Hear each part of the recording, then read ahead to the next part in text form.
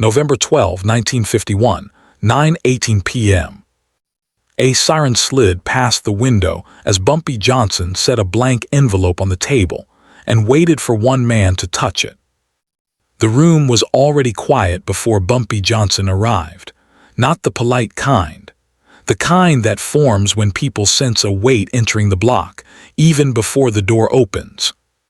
The table sat at the center, scarred by years of elbows, cards, and decisions that never made paper. It did not belong to anyone, which meant it belonged to him. Smoke floated above it in thin layers, unmoving as if the air itself had learned patience. No one spoke. No one checked a watch. Chairs stayed where they were placed. Bumpy stepped in and did not look around. He did not need to count faces. He knew who should be there and who should not. That knowledge had been settled earlier, somewhere else, by people who did not get chairs. He took his seat without ceremony. No jacket adjustment, no sigh. His hand rested on the table, open, steady. Then he placed the envelope down beside it. It was blank, no name, no mark, no crease to suggest it had traveled, new paper, clean edge. It did not announce itself, and that was the point. Objects that arrive loudly invite argument. This one did not. A siren passed outside, close enough to make the window tremble once. No one turned. Everyone felt it. The risk was not that police might enter. The risk was being seen at the wrong table if they did. Bumpy did not acknowledge the sound. He let it move on, like everything else eventually did. One man across from him shifted in his chair, not enough to stand out, enough to notice himself doing it. Bumpy's eyes lifted just once. The movement stopped. "Sit," Bumpy said. It was not sharp. It was not raised. It landed flat like a fact. Chairs complied, even the ones already sitting. The envelope stayed where it was, close to Bumpy's hand but not guarded. He never covered it. He never pointed to it. He allowed the room to discover it on its own, which took less time than anyone admitted. Eyes went there, then away, then back again. A blank thing invites projection. Each man saw something different written on it. Names, numbers, roots, endings. No one asked what it was. That told Bumpy everything he needed. Harlem had taught him this. You never rush the moment people realize they are already late. By morning, this would be settled. He did not say that yet. Deadlines announced lose their power. Deadlines understood shape behavior. A glass of water sat untouched near the edge of the table. Cigarettes burned too long between fingers. Habits slipped. That was how he measured the room.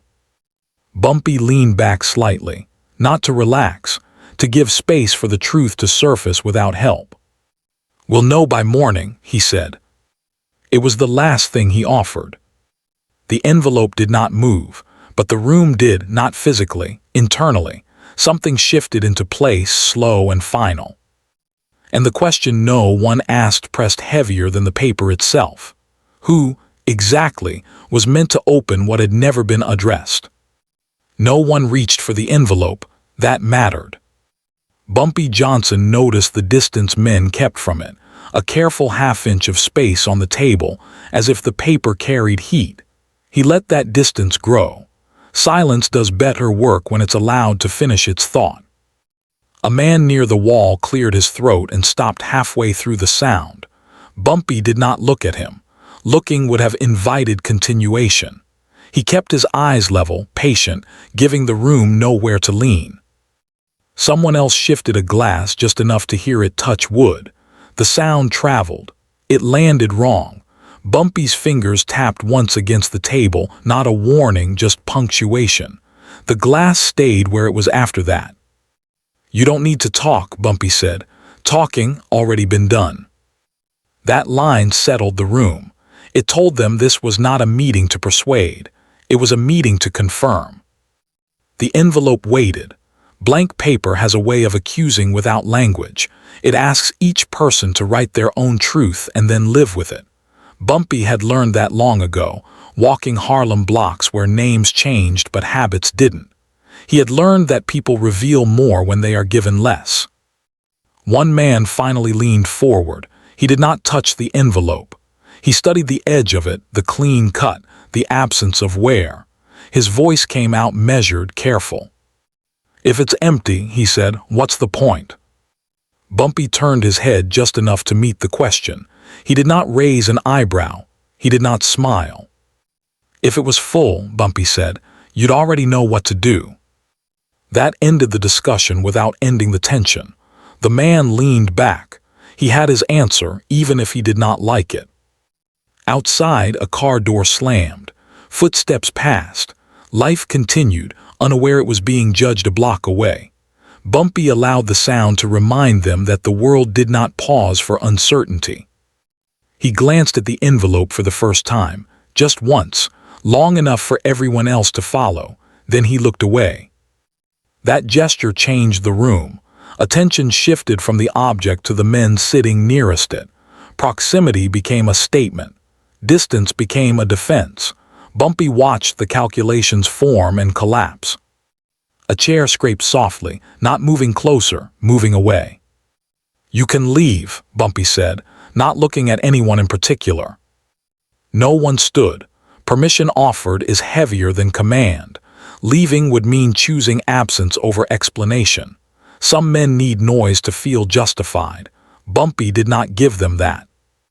The internal deadline pressed gently now, like a hand on the back.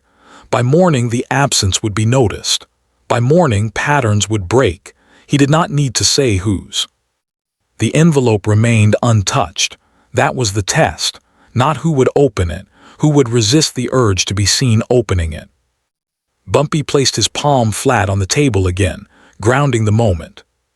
"This is the last time we sit like this," he said. It wasn't a threat, it was a description. The certainty settled in. Decisions had already been made without motion, without ink, without witnesses who could speak later. As the room absorbed that truth, one quiet question remained, unanswered and immovable. When morning came, who would be missing, and who would claim they never reached for the envelope at all? No one left right away. That was the mistake. Bumpy Johnson stayed where he was, hands still, eyes level. He let the room believe it had time. That belief did more damage than pressure ever could. Men relax when they think they've survived the moment. They expose habits. They reveal costs. The envelope had not moved. Its blank face had begun to feel permanent, like a fixture no one remembered installing. The man closest to it sat straighter than before, as if posture alone could prove distance. Bumpy noticed the effort. Effort always shows. Harlem pressed in through the walls, not as noise, as memory. Bumpy did not speak its history aloud. He carried it in the way he waited, in the way he let silence build interest. A cigarette burned down to the filter without being raised. The smell changed. Someone noticed too late and put it out against the table's edge. The mark stayed. Bumpy saw that as well. Objects remember what men pretend to forget. "You can breathe," Bumpy said. The line landed cold, not kind. It told them they had been holding something they didn't need. Some did breathe. One man did not. He sat frozen, eyes on the envelope as if it might speak first. The visible danger from earlier, the siren, the passing risk, had gone, but the echo remained. Danger doesn't need to stay present to do its work. It only needs to be understood. Bumpy leaned forward a fraction, not enough to threaten space, enough to focus it. "Nothing here needs fixing," he said. "It needs numbing." No one answered. He hadn't asked the question. He had watched this pattern before. Men assume silence is mercy. They assume patience means negotiation. Harlem corrected those assumptions quickly if you listened. The internal deadline hovered now, unnamed, unannounced. By morning, routines would resume. Stores would open. Doors would be unlocked by people who expected to be there. Absence would be louder than confession. The man nearest the envelope swallowed. His eyes flicked to Bumpy's hand, then back to the paper. He seemed to understand that touching it would not change what was already known. "Open it," someone said from farther down the table. The voice was calm, controlled, an attempt to move the burden. Bumpy did not respond right away. He let the words sit where they fell. Then he shook his head once. Slow. Not yet, he said. 2 words. Final. The confrontation did not escalate. It resolved itself by refusal. Truth surfaced in that pause, clean and undeniable. The envelope was not meant to be open for answers. It was meant to show who needed one. Bumpy leaned back again. The chair did not creak. He chose furniture that understood restraint. Silence returned, heavier now, no longer uncertain. It had direction. Men adjusted in their seats. One chair edged back almost unnoticed. Bumpy saw it. Distance was becoming a habit. That was the cost of silence. It rearranged rooms without permission. As the envelope remained untouched, one pressure question settled deeper, unanswered but certain. When nothing is written, who decides what has already been read? The man closest to the envelope finally spoke again. He chose his words carefully, like steps on ice that had already cracked. If nobody's opening it, he said, then why leave it here? Bumpy Johnson did not answer right away. He let the question reveal what it was trying to escape. The man wanted function. He wanted procedure. He wanted something he could explain later. Bumpy gave him none of that. So you can see it, Bumpy said. That was all. The man frowned, just enough to show the effort of thinking. Seeing was not actionable. Seeing left no alibi. Seeing meant the burden stayed where it landed. Bumpy studied the table again. The burn mark from the cigarette had darkened. What always darkens before it fails. People do the same. Harlem taught him that too. You're all very careful tonight, Bumpy said. That's new. No accusation. No praise, just observation. Carefulness, he knew, comes right before decisions harden. A chair scraped farther down the table. This time it moved back a full inch. The sound was small but final. That man had chosen distance early. He would remember that later. Bumpy turned his attention back to the envelope. Not directly. He addressed the space around it. Things don't disappear because we don't touch them, he said. They disappear when we stop pretending they matter. That was the truth surfacing. Quiet, undeniable, no one argued. Arguments require belief that the outcome can still change. The internal deadline pressed closer now, like evening light fading without asking permission. By morning, this room would mean something different to each man. Some would return, some would not. No list would be made. One man stood halfway, then sat again, testing gravity, testing consequence. Bumpy did not look at him. He let the room watch instead. Judgment is heavier when it's shared silently. Say it plain, Bumpy said. The man nearest the envelope swallowed again. This time, he spoke without decoration. I shouldn't be here.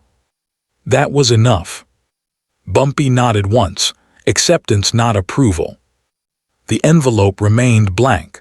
It had done its work without changing shape. Bumpy placed his hand beside it, not on it, never on it. Now you know, he said. The certainty settled like dust after movement stops. Nothing dramatic followed. No orders, no escort, just understanding. As men began to rise, carefully, respectfully, one question stayed behind with the envelope, unanswered and immovable. When silence shows you who you are, do you leave the table?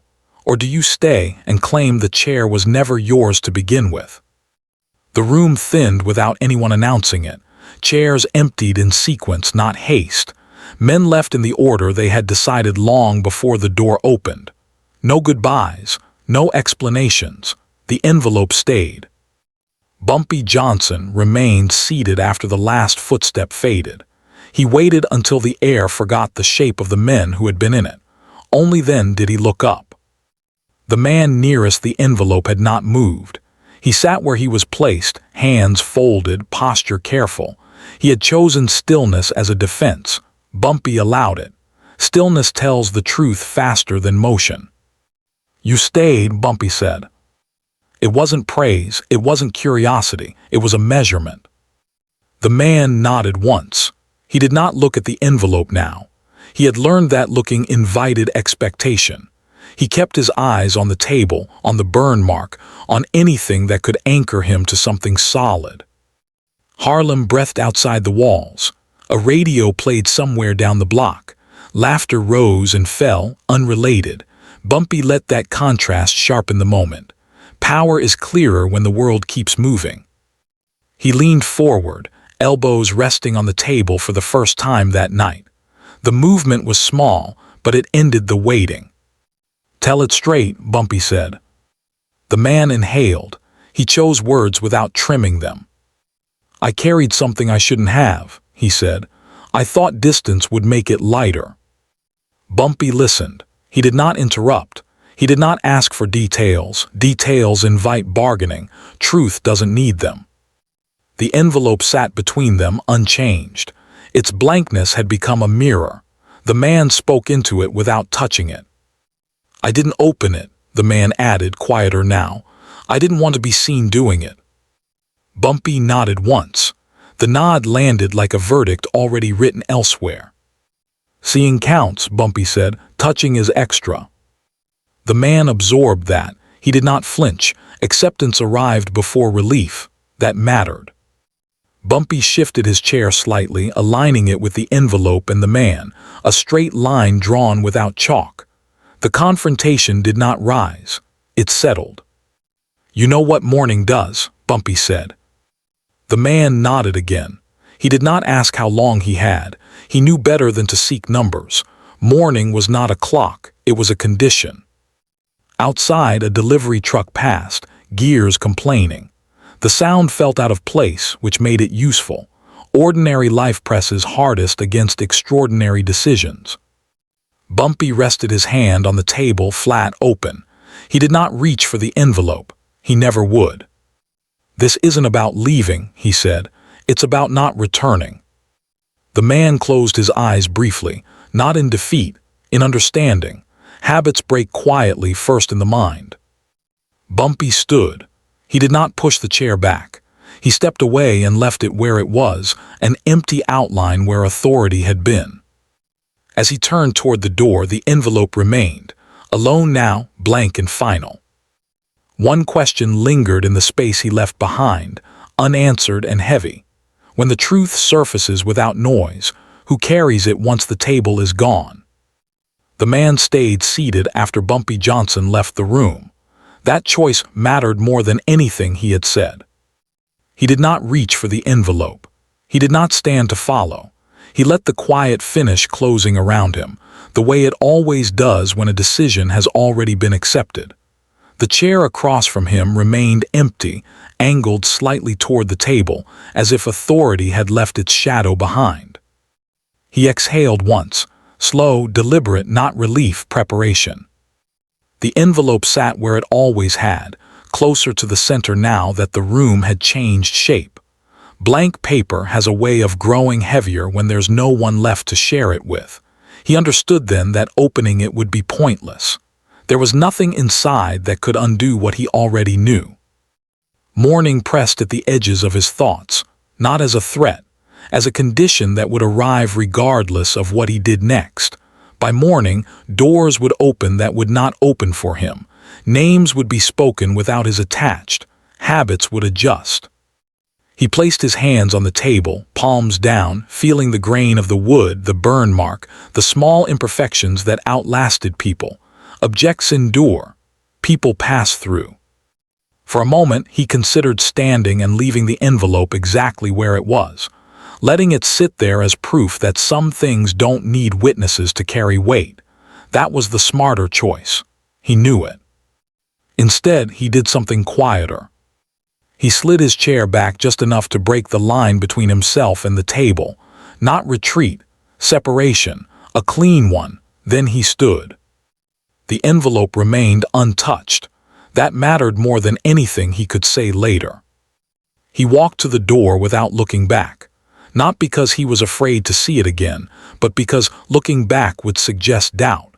He did not doubt what had been decided.